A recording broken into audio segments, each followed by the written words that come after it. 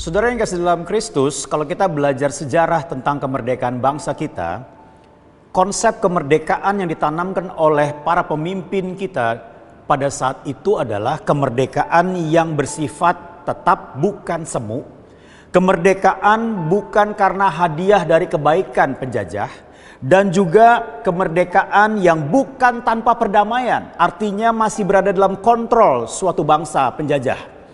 Nah saudara, kemerdekaan sepenuhnya yang diinginkan adalah yang bebas dari penjajah, kemudian berhak penuh menentukan nasib bangsanya sendiri, dan juga tidak berada di dalam kontrol bangsa penjajah manapun. Demikian juga kemerdekaan secara rohani yang Yesus rancang buat kita.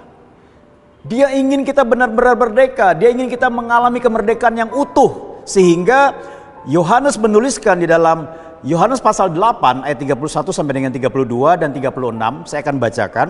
Maka katanya kepada orang-orang Yahudi yang percaya kepadanya, jikalau kamu tetap dalam firman-Ku, kamu benar-benar adalah murid-Ku. Dan kamu akan mengetahui kebenaran, dan kebenaran itu akan memerdekakan kamu. Jadi apabila anak itu memerdekakan kamu, kamu pun benar-benar merdeka. Yesus memberikan ajarannya dan firman-Nya, dan ketika orang percaya dan mengikuti ajarannya, maka orang itu akan mengalami pengenalan tentang Tuhan yang benar. Yang kedua, cara hidup secara moral yang benar. Yang ketiga adalah kesalehan yang benar, yang berkenan di hadapan Allah. Sehingga dia mengalami kemerdekaan sepenuhnya di dalam kehidupannya. Nah, kemerdekaan sejati di dalam Kristus selalu diawali dua hal. Yang pertama adalah mempercayai perkataan Kristus. Kenapa ini begitu penting? Karena percaya dan menerima Yesus dan perkataannya memerdekakan kita dari dosa dan hukuman dosa yang memang menjadi hukum sebab akibat karena perbuatan dosa pada masa lalu.